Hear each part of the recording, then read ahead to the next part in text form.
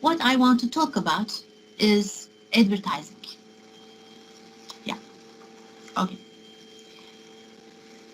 Let's go back to me and let's set the framework down.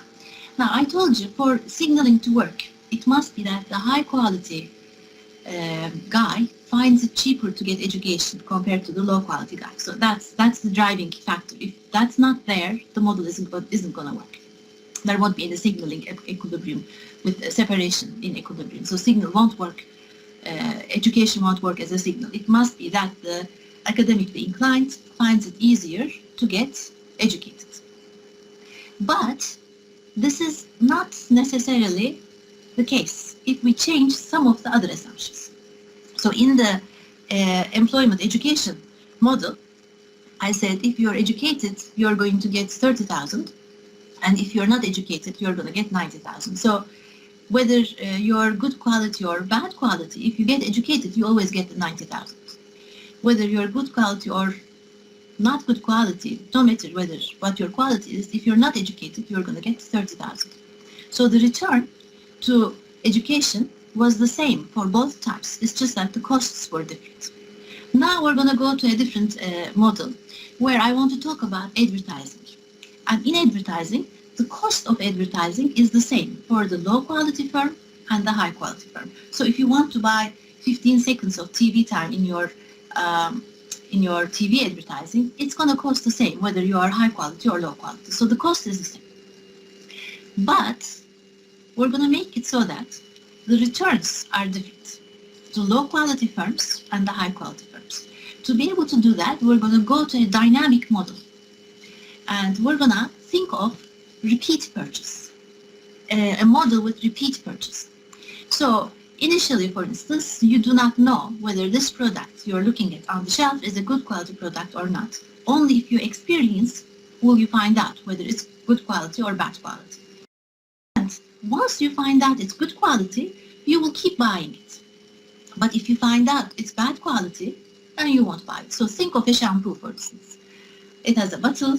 The bottle is fancy, but you don't know whether it's going to agree with your hair, whether you're going to like the quality or not. But once you use it, then you know, because it's an experience good. You know whether that shampoo is good or not. If it's not good, you'll never buy it again. If it's good, you will buy it again and again. So now think of two firms. One of them is producing a bad quality shampoo, and the other one is producing a low quality. One of them is producing a high quality shampoo, the other one is producing a low quality shampoo. Now, and we're assuming that these are both new to the market, so the consumers don't know it. So the firms are thinking of advertising.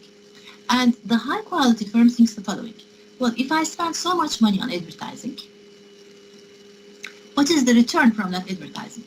Well, people are going to buy my product, and then they will keep buying it. So the return to my advertising is very high if I have a high quality product. Right? But if I have a low quality product, when I advertise, yes, the consumers will buy it, but they won't buy it again. They will buy it only once. So the return to my advertising is going to be low. So these two types of firms are going to have different advertising strategies. The high quality firm will choose to advertise, and the low quality firm will choose not to advertise because it's not worth the advertisement. As long as that advertisement threshold in the mind of the consumer is high enough. That is, as a consumer, I'm going to think this way: oh wow, look at this shampoo. It's in all billboards, and it's on TV, and they have a jingle in the radio. My God, this shampoo company is investing a lot of money on this particular shampoo. Why are they doing this? They are doing this because they think that people are going to buy the product when they advertise it. But they must believe that their product is of high quality, because once I buy it, if I don't like it, I will never buy it again. So it would not have been worth doing all this advertisement if it weren't a good quality product. So you're going to spend all this advertising money in order to signal to the consumer that you have a good quality product. So here, advertising does not serve a persuasive role. So it's not like it's saying, buy this shampoo, it smells so beautiful. If you buy this shampoo, you're going to be as pretty as whoever the most fashionable Hollywood star might be at the moment. That's not what advertisement is doing here. Advertisement is not making you like the product more. Here, advertising is a bit like burning money in a public square. That's what we call it, burning money in a public square. So this advertising expense needs to be observable by the consumers. The consumers need to notice that the company has spent a lot of money on advertisement. And it's only then will the consumer infer that this money was spent just because it must be, and therefore it must be that the shampoo is a high quality shampoo. If there was advertisement but there is no indication to the consumer that a lot of money was spent on it, then advertising would have not functioned as a signal for the quality. So very often then, companies are going to hire a Hollywood star that you can tell, oh, this must have cost the company a whole lot to hire. They must have paid this guy a lot of money to come and play in this commercial. And that gives a signal that that product must be a high quality product. Is there any questions? Do you see the difference in the modeling strategy? In education, we put the asymmetry to the cost. We said high quality, it's easier for the high quality to get educated. The cost is lower. But here in the advertising story, I made the cost the same. Cost of advertising is the same, no matter whether it's a high quality company or not. But the returns are different because of the different qualities. So here is some slides. We said we're going to have a high quality and low quality with asymmetric information. It's a new experience good. And we are talking about a repeat purchase framework. Once you buy the shampoo, you have experienced it, then you know the quality, and you will either buy it again if you like the quality, and you will not, or you will not. So an important thing here is the asymmetric information is about the quality. The important thing here is that this expense on A, advertisement, and we're going to call it a threshold level of advertisement, that needs to be observable by the consumer. And that threshold needs to be big enough for the consumer to say, wow, this company spent a lot. They must have a good quality product. Otherwise, they would not have spent so much money on advertisement. And in equilibriums, firms self-select themselves to advertising firms and not advertising firms.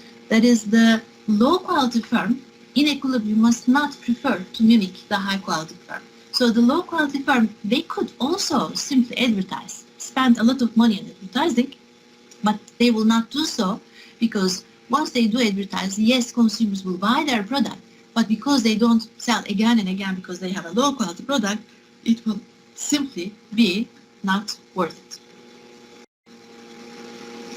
So I told the story of the model. The model itself isn't too complicated, but it would have taken maybe 2 hours of lecture time. And when you do, if you do masters in economics, we do these models so that you learn how to write your own models. And if you end up doing a PhD, you can create your own stories. But as you can imagine, this signaling, it's a huge literature. So here's the suggestion. You're in second year now, but maybe among us there are some third-year students, possibly some HDIP students, and you will be doing a thesis. And if you're going to do a theoretical thesis, then this is a great opportunity to think about a story, a device that you can think of as a signaling device that hasn't been taught that way before. So for instance, we said education, we said warranties, and now I talked about advertising as a signal for quality in a repeat purchase framework. But if you come up with anything else, if you say, I think this might be a signal, I think this is being used because of some asymmetric information problem, that would be a gorgeous thesis. If it is written well with proper modeling, it could even be a gorgeous master's thesis. So the one more thing I need to tell you about the advertising framework here is, yeah, advertising solves an information problem. Initially, the consumer didn't know which product is low quality or not. He didn't know this initially. And that could have caused adverse selection where the high quality product sells at a high price and you simply don't buy the high quality product because you don't know whether it's going to be a low quality or high quality. It wouldn't be worth it. So it could be that because of asymmetric information, that causes the adverse selection and the high quality product is simply driven out of the market. So advertising does solve an information problem here, but it's not free. What is the cost of solving the asymmetric information problem? It's all that advertising expenditure. All that advertising expenditure, it's going towards signaling the quality of the product. So in education, we had all those many years of education. That was the cost of solving the asymmetric information problem. In advertising, it's all the cost of advertising that ends up being spent in order to solve the asymmetric information problem. Okay, now I want to share with you one more application of signaling